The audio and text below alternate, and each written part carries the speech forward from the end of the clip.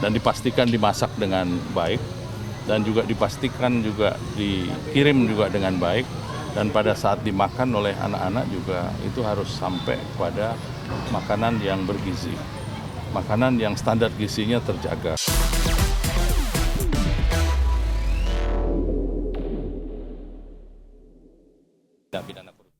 Kita ke informasi lain, pemirsa. Pemerintah menargetkan jumlah penerima manfaat program makan bergizi gratis tahun ini mencapai 82,9 juta orang. Kepala Bappenas berharap program MBG harus dipastikan berjalan baik dengan kualitas yang terjaga. Pemerintah menargetkan jumlah penerima manfaat program makan bergizi gratis tahun ini mencapai 82,9 juta orang. Pemerintah juga menargetkan perbaikan signifikan pada aspek keamanan pangan. Menteri Perencanaan Pembangunan Nasional yang juga Kepala Bappenas Rahmat Pambudi berharap program makan bergizi gratis yang merupakan salah satu program strategis pemerintahan Presiden Prabowo harus dipastikan berjalan baik dengan kualitas yang terjaga.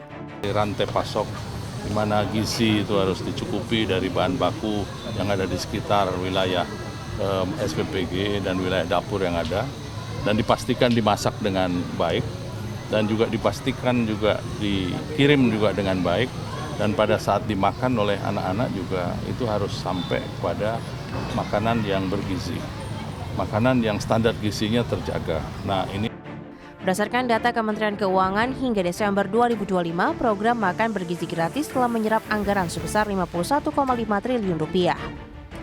Realisasi tersebut setara 72,5% dari total pagu anggaran yang ditetapkan sebesar 71 triliun rupiah.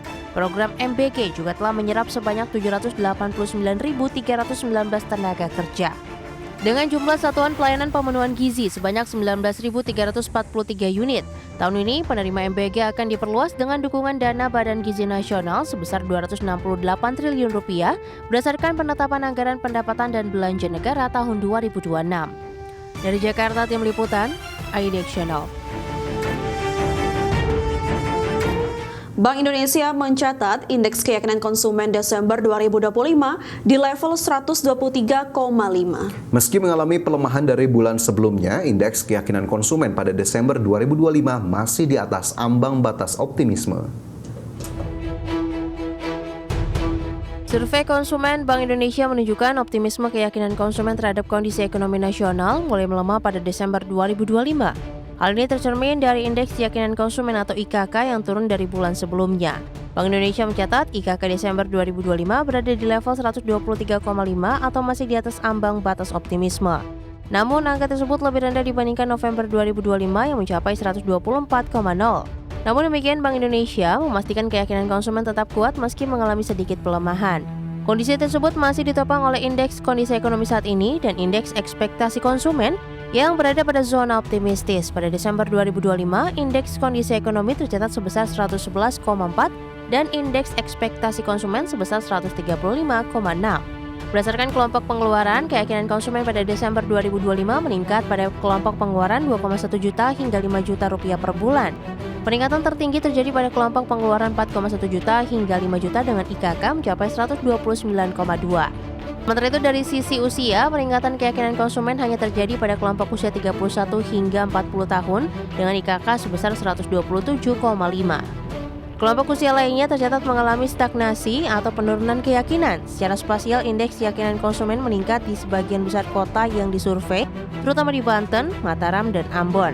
Namun penurunan keyakinan konsumen terjadi di beberapa kota, terutama Medan dan Padang, yang dipengaruhi oleh dampak bencana di wilayah Sumatera. Dari Jakarta, Tim Liputan, IDX Channel.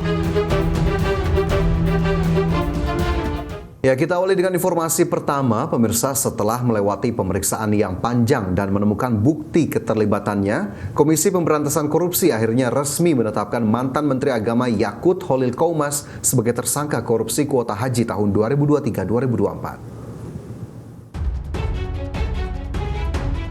Jumat 9 Januari 2025, Komisi Pemberantasan Korupsi atau KPK resmi menetapkan Menteri Agama era Presiden Joko Widodo, Yakut Khalil Qoumas, sebagai tersangka dalam perkara dugaan korupsi penentuan kuota ibadah haji Kementerian Agama 2023 hingga 2024.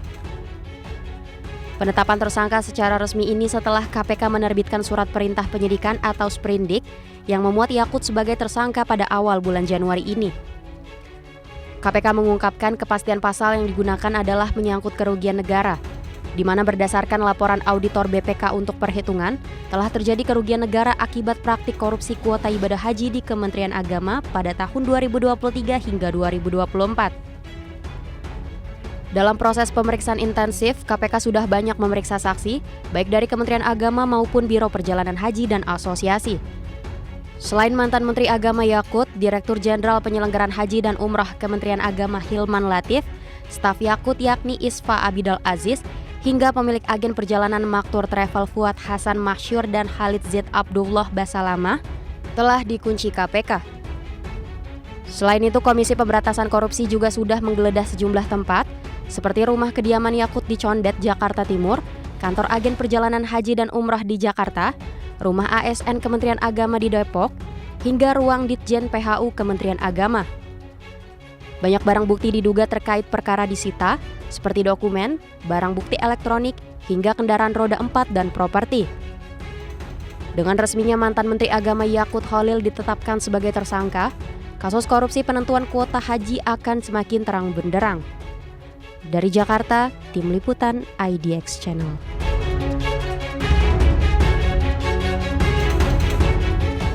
Komisi Pemberantasan Korupsi akhirnya menetapkan mantan Menteri Agama Yakut Khalil Qomas jadi tersangka dalam perkara dugaan korupsi penentuan kuota ibadah haji Kementerian Agama tahun 2023-2024. Juru bicara KPK Budi Prasetyo mengungkapkan Menteri Agama era Presiden Joko Widodo Yakut Khalil Qomas jadi tersangka dalam perkara dugaan korupsi kuota haji. Secara gamblang, KPK menemukan bukti kuat keterlibatan Yakut dalam tindak pidana korupsi kuota haji. Jubir KPK juga menegaskan bahwa Komisi Pemberantasan Korupsi sudah menerbitkan surat perintah penyidikan atau sprindik yang memuat Yakut sebagai tersangka pada awal bulan Januari ini. Sementara kepastian pasal yang digunakan adalah menyangkut kerugian negara.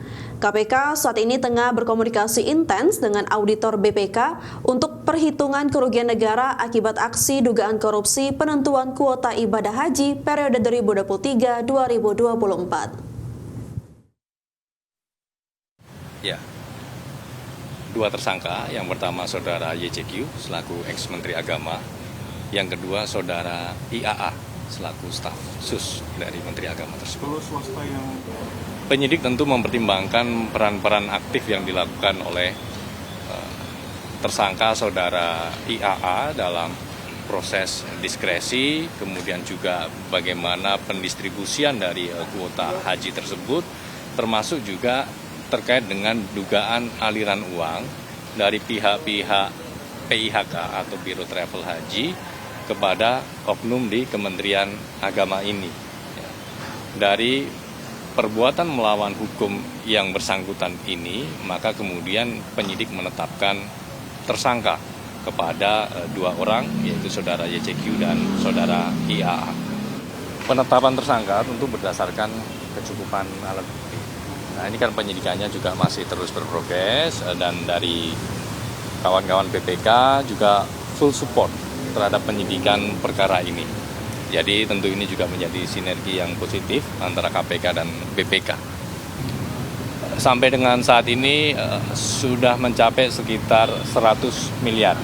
Ya, ini masih akan terus bertambah. Oleh karena itu, KPK terus mengimbau kepada pihak-pihak PIHK, Biro Travel ataupun asosiasi yang masih ragu-ragu, silakan bisa segera mengembalikan terkait dengan uang-uang yang diduga terkait dengan dugaan